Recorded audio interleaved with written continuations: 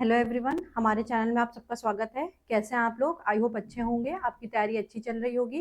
तो जैसा कि आपको पता है कि यूपी ट्रिपल एससी के हम पीवाईक्यूज कर रहे हैं, जिसमें हम सबसे पहले पॉलिटी के सब्जेक्ट से शुरुआत की है हमने।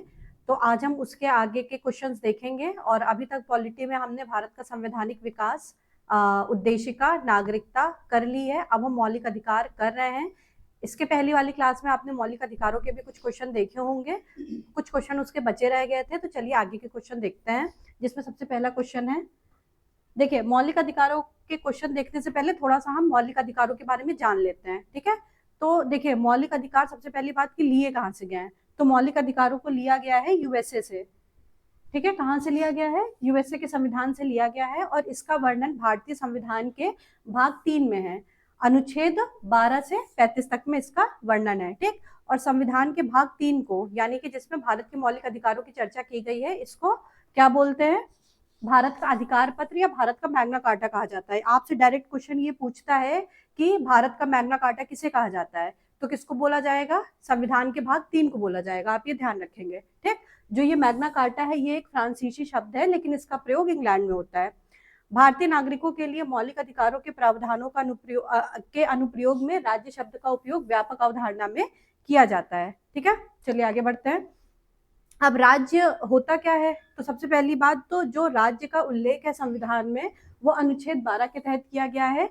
और राज्य में क्या क्या शामिल होते हैं? राज्य में भारत सरकार, भारत की संसद, प्रत्येक राज्य की सरकार और विधानमंडल इसमें शामिल होते हैं। इसके अलावा भारत के राज्य क्षेत्र के भीतर सभी स्थानीय और अन्य प्राधिकार भी सम्मिलित होते हैं, या उन सभी संस्थाओं में, इंस्टीट्यूशन में, ऑर्गेनाइजेशन में, जिनमें भी गवर्नमेंट की शेयरिंग होती है या गवर्नमेंट का अधिकार होता है, वो सब भी सरकार के तहत ही आते हैं या राज्य के तहत ही आते हैं, ठीक है। अब देखिए, अनुच्छेद 13 क्या बताता है? इसके अनुसार राज्य को ऐसे किसी भी कानून की अनुमति नहीं है जो भारत के संविधान भाग 3 का उल्लंघन करता हो, ठीक है।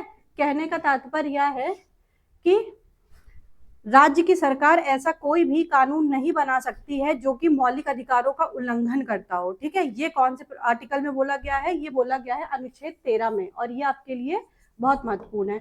इसके अलावा अनुच्छेद 13 के तहत कानूनी शब्द में संविधान के अनुच्छेद 368 के माध्यम से संसद द्वारा किए गए संवैधानिक संशोधन शामिल नहीं होते हैं, ठीक है।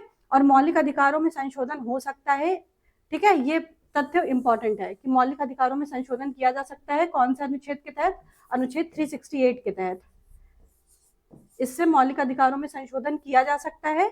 और राष्ट्रीय आपातकाल के दौरान 20 और 21 को छोड़ के, अनुच्छेद 20 और 21 को छोड़ के सभी मौलिक अधिकार स्वतः निलंबित हो जाते हैं, ठीक। और 20 और 21 में है क्या?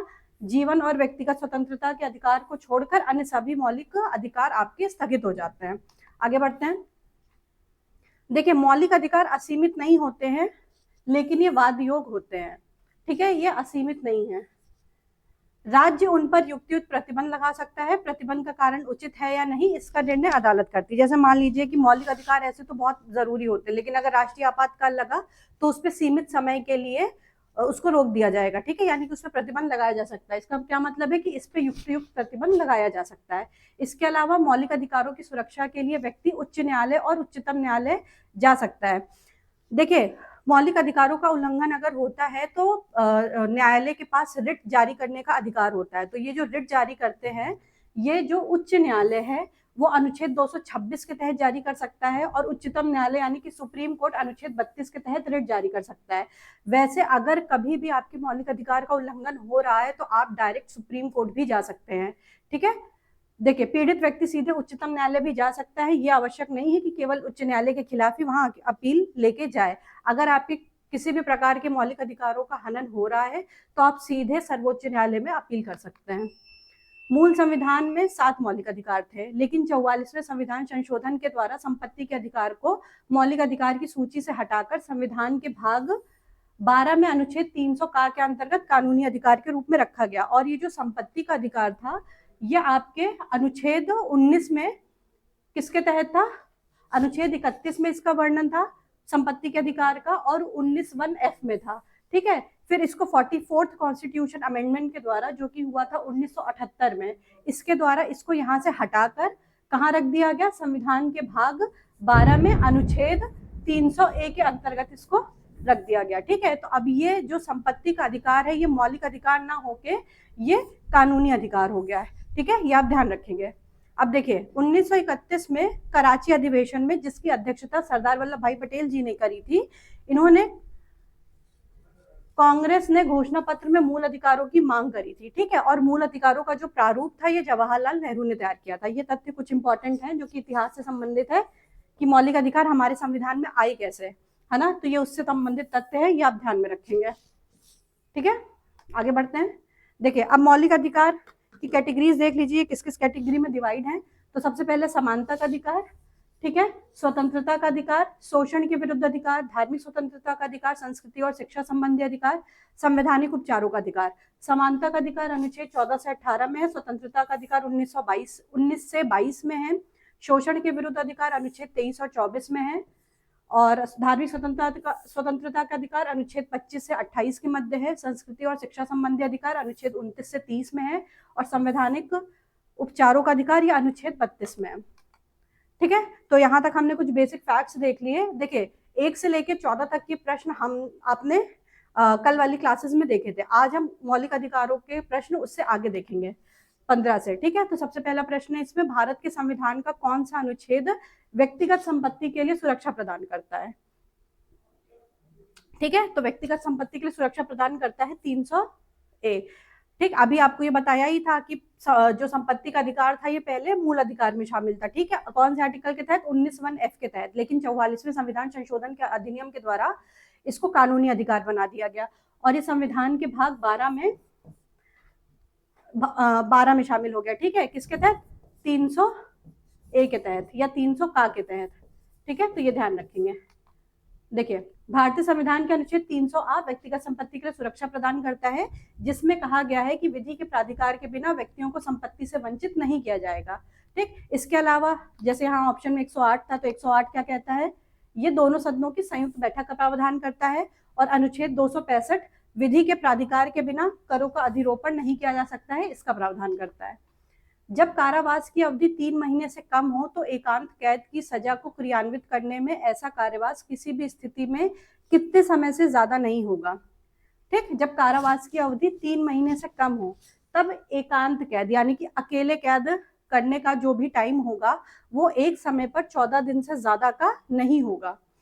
भारतीय दंड संहिता की धारा 74 के अनुसार जब कारावास की अवधि 3 महीने से कम हो तब एकांत कैद की सजा को कार्यान्वित करने में ऐसा कारावास किसी भी स्थिति में एक समय पर 14 दिन से ज्यादा नहीं होगा।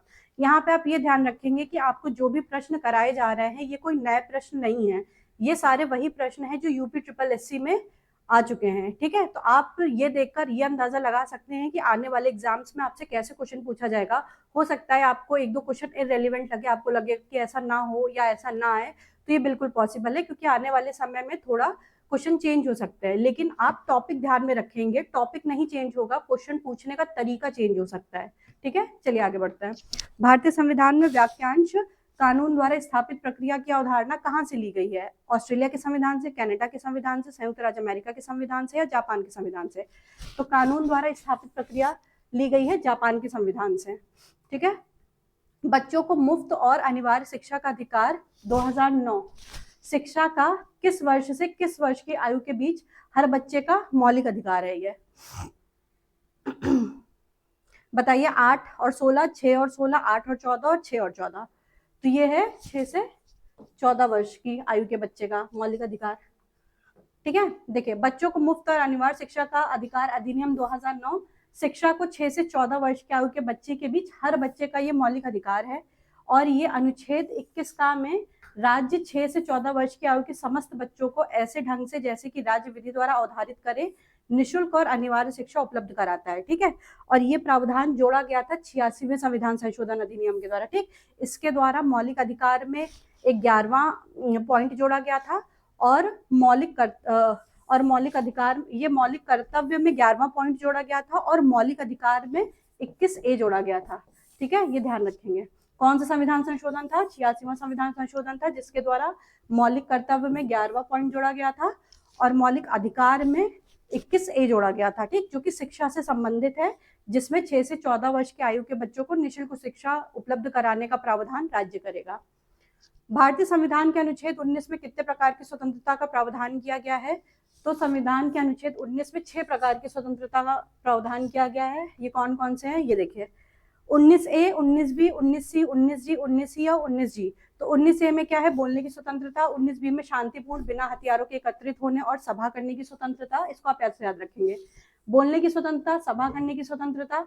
19C संघ बनाने की स्वतंत्रता। 19D किसी देश के किसी भी क्षेत्र में आवागमन की स्वतंत्रता। फिर 19E देश के किसी भी क्षेत्र में निवास करने और बसने की स्वतंत्रता। और 19G कोई भी व्यापार और जीविका चलाने की स्वतंत्रता। यानी कि बोलने की स्वतंत्रता, सभा करने की स्वतंत्रता, संघ बनाने की स्वतंत्रता, आवागमन की स्वतंत्रता, निवास करने और बसने की स्वतंत्रता और कोई भी व्यापार और जीविका चलाने की स्वतंत्रता। ठीक है, ये ABCDEG में है। अब यहाँ पे आप देखेंगे F नहीं है। ठीक, तो अभी हम लोगों ने देखा था कि 19(1)F को जो है ये किसका अधिकार था? ये संपत्ति का मौलिक अधिकार था, जिसको 44वें संविधान संशोधन के द्वारा हटा दिया गया था और उसको एक कानूनी अधिकार बना दिया गया है और उसको सम्मिलित कर दिया गया है 300A में। तो आप ये ध्यान रखेंगे।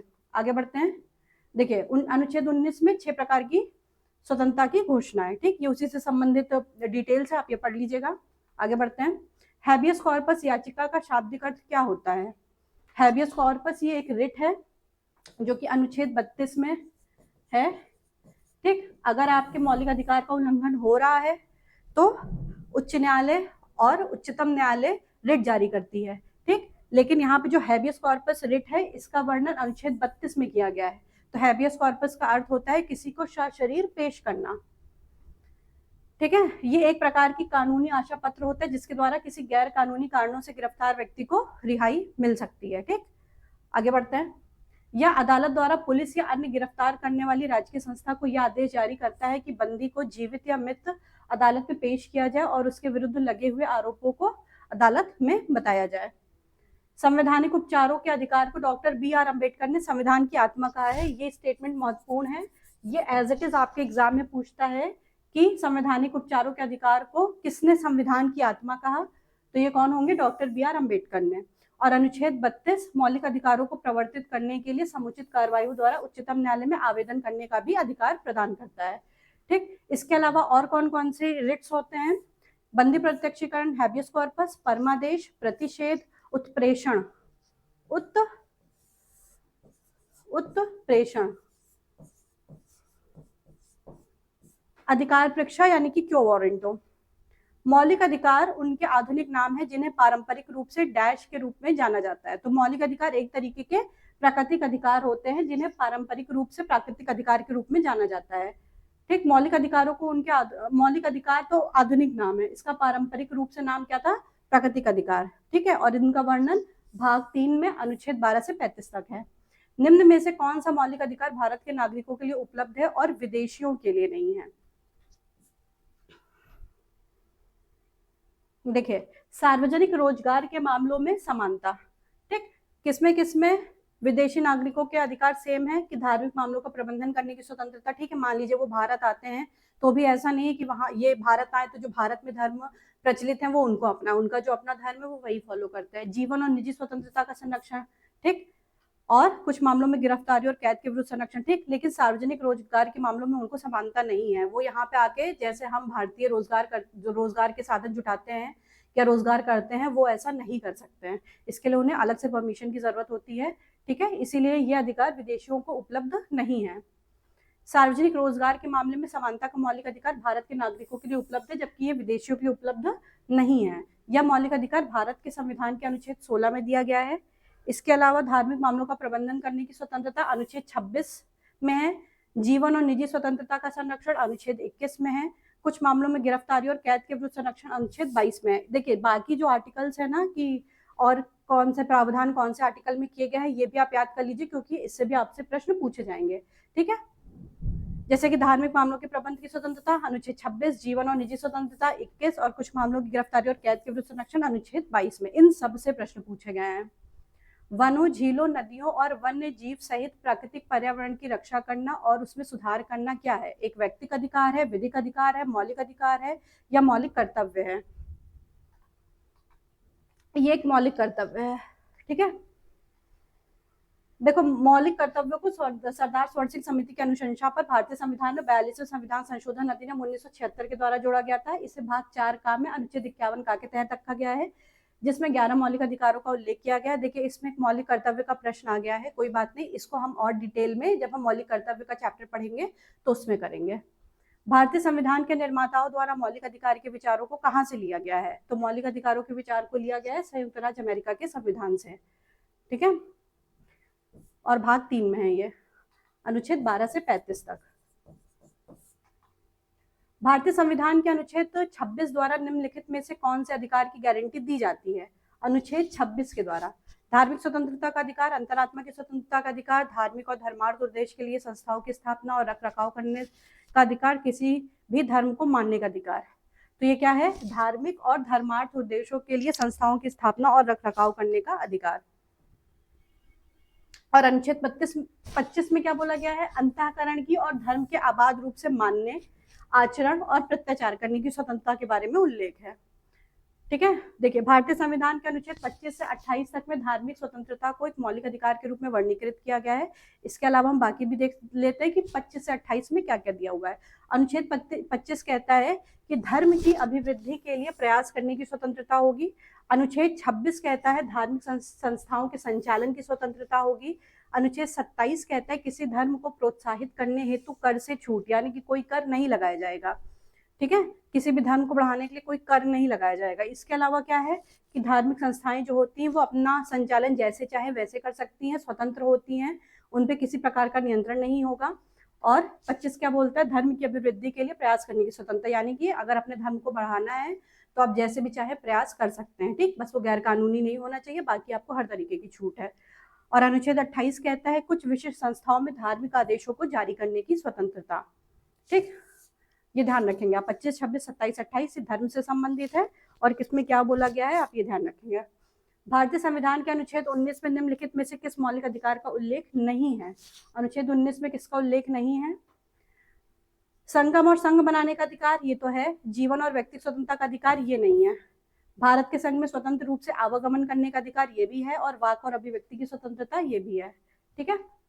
देखिए, और ये वाला जो पॉइंट है, देखिए 19 में जीवन और व्यक्ति स्वतंत्रता के अधिकार का उल्लेख है, और पहले 7 थे, ये हम देख चुके हैं, और अब 6 हैं, ठीक। 19 वन संपत्ति का अधिकार 44वें संविधान संशोधन के द्वारा हटा दिया गया, ठीक। इसके अलावा देख लीजिए 6 स्वतंत्रताएं अभी हमने देखी थी, किसमें क्या है? बोलने की स्वतंत्रता, शांतिपूर्वक बिना हथियार के एकत्रित होने और सभा करने की स्वतंत्रता, संघ बनाने की स्वतंत्रता, आवागमन की स्वतंत्रता, बसने की स्वतंत्रता, जीविका चलाने की स्वतंत्रता, ठीक। जो ये वाला प्रावधान था, इसमें जीवन और व्यक्ति स्वतंत्रता का अधिकार ये नहीं होगा, ये 19 में नहीं होगा, ठीक है। तो इसका उत्तर यही होगा, जीवन और व्यक्ति स्वतंत्रता का अधिकार, ये अनुच्छेद 21 में दिया हुआ है।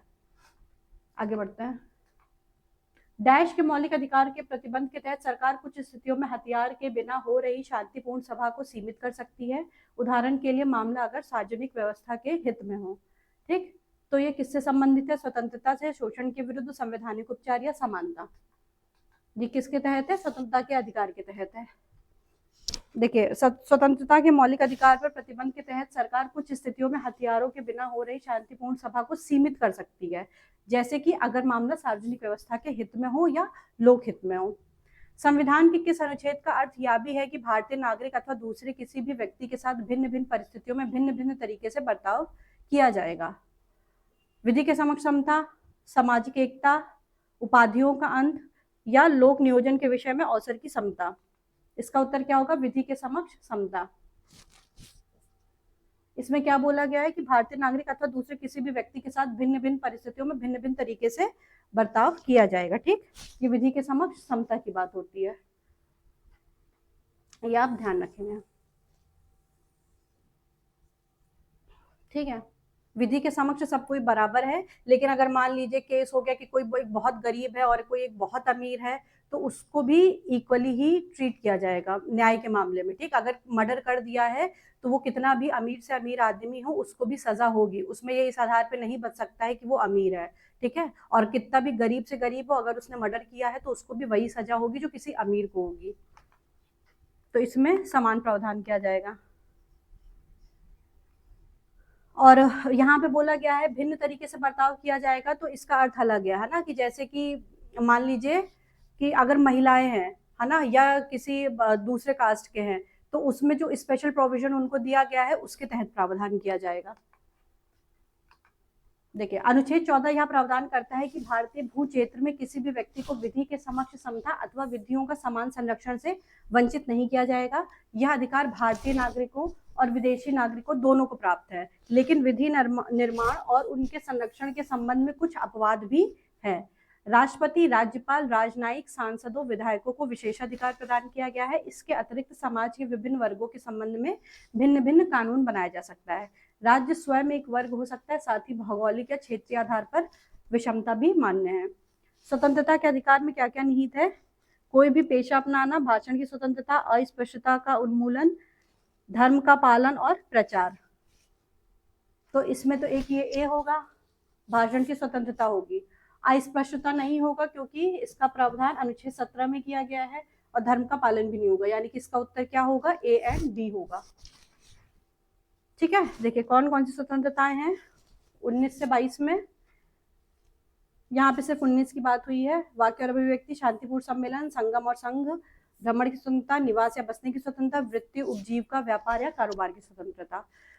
ठीक है, इस प्रकार कोई भी पेशा अपनाना और भाषण की स्वतंत्रता के अधिकार में निहित है। और अनुच्छेद 25 सभी व्यक्तियों को धर्म के अबाध रूप से मानने, आचरण करने और प्रचार करने का समान अधिकार होगा। और अनुच्छेद 17 किसका प्रावधान करता है? अस्पृश्यता का उन्मूलन करता है।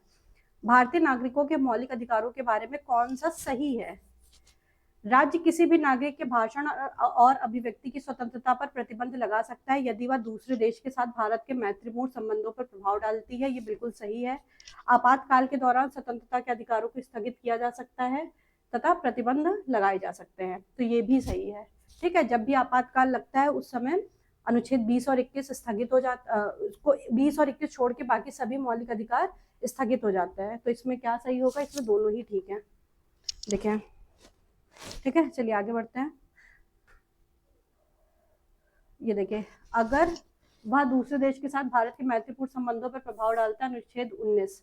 ठीक है, आपातकाल के दौरान स्वतंत्रता के अधिकारों को स्थगित किया जा सकता है तथा प्रतिबंध लगाए जा सकते हैं। हालांकि 20 और 21 को आपातकाल के दौरान भी निलंबित नहीं किया जा सकता है। निम्न में से कौन सा नागरिकों के मौलिक अधिकारों के तहत भारत के संविधान में कहा गया है? राज्य शैक्षिक संस्थान को सहायता देने में किसी भी शिक्षण संस्थान के साथ इस आधार पर भेदभाव नहीं करेगा कि ये अल्पसंख्यक प्रबंधन के तहत हैं, चाहे वह धर्म पर आधारित हो या भाषा पर। ठीक, दूसरा स्टेटमेंट क्या कहता है कि यदि कोई व्यक्ति भारत की संप्रभुता, एकता और अखंडता को अक्षुण्ण बनाए रखने में तथा उसकी रक्षा करने में विफल रहता है तो उसकी स्वतंत्रता के अधिकार को प्रतिबंधित किया जा सकता है। आप यहाँ पे वीडियो पॉज करके एक बार बहुत अच्छे से दोनों स्टेटमेंट को पढ़ें, फिर अपना आंसर लगाएं, फिर इसका उत्तर देखें। ठीक है, इसका उत्तर क्या होगा? इसका उत्तर होगा ए केवल। देखिए, राज्य शैक्षणिक संस्थानों को सहायता देने में किसी भी शिक्षण संस्थान के साथ इस आधार पर भेदभाव नहीं करेगा कि यह अल्पसंख्यक प्रबंध के तहत है, चाहे वह धर्म पर आधारित हो या भाषा पर आधारित हो। ठीक, लेकिन अगर कोई व्यक्ति भारत की संप्रभुता, एकता और अखंडता का अक्षुण्ण बनाए रखने में, उसकी रक्षा करने में विफल रहता है तो उसकी स्वतंत्रता के अधिकार को प्रतिबंधित किया जा सकता है। ऐसा नहीं होता है। ठीक है, इसलिए इसमें सही क्या है? ऐसा संविधान में कुछ बोला ही नहीं गया है। ठीक, लेकिन ये स्टेटमेंट है, लेकिन ऐसा संविधान में किसी भी तरीके का प्रावधान नहीं है कि अगर वो रक्षा करने में विफल रहता है तो उसकी स्वतंत्रता के अधिकार को प्रतिबंधित किया जाएगा। ऐसा कुछ भी स्टेटमेंट संविधान में नहीं दिया है, इस वजह से ये गलत है। हाँ, हालांकि अनुच्छेद 29 अल्पसंख्यकों के वर्गों के हितों के संरक्षण की बात करता है। ठीक है, अब इसके अलावा देखिए अनुच्छेद 29(2) राज्य द्वारा पोषित या राज्य निधि से सहायता पाने वाली किसी शिक्षा संस्था में प्रवेश से किसी भी नागरिक को केवल धर्म, मूल, वंश, जाति, भाषा या इनमें से किसी भी आधार पर वंचित नहीं करेगा। किस मौलिक अधिकार का लक्ष्य है? सामाजिक विभेद का उन्मूलन करना। समानता का अधिकार, धर्म की स्वतंत्रता का अधिकार, शोषण के विरुद्ध अधिकार या स्वतंत्रता का अधिकार। सामाजिक विभेद का उन्मूलन करना, ये किसके तहत है? यह है समानता के अधिकार के तहत। भारतीय संविधान के भाग 3 के अंतर्गत अनुच्छेद 12 से 35 तक मौलिक अधिकारों का वर्णन किया गया है। इन्हीं मौलिक अधिकारों के अंतर्गत अनुच्छेद 14 से 18 तक समता के अधिकार का उल्लेख है। और अनुच्छेद 17 अस्पृश्यता को समाप्त करने की व्यवस्था करता है और किसी भी रूप में इसका आचरण निषिद्ध करता है। और अस्पष्टता से उपजी निर्योग्यता को लागू करना अपराध होगा जो विधि के अनुसार दंडनीय होगा। ठीक। इसके अलावा 2017 में निम्न अधिकारों में से किसे मौलिक अधिकार के रूप में मान्य किया गया था? समानता का अधिकार, संपत्ति का अधिकार, मताधिकार या निजता का अधिकार? किसे मौलिक अधिकार के रूप में मान्य किया गया था? निजता का अधिकार। ठीक है। 24 अगस्त 2017 को सर्वोच्च न्यायालय के मुख्य न्यायाधीश JS खेहर की अध्यक्षता वाली 9 सदस्यीय पीठ ने निजता का अधिकार मामले पर निर्णय देते हुए इसे मौलिक अधिकार माना था। निजता के अधिकार को अनुच्छेद 21 में जीवन और स्वतंत्रता के अधिकार में निहित माना गया है। अब देखिए, इस तरीके से जो भी ज्वलंत मुद्दे रहते हैं या करंट अफेयर्स के टॉपिक रहते हैं, वो अगर स्टैटिक से रिलेटेड होते हैं तो उनको स्टैटिक में इसी तरीके से पूछा जाता है।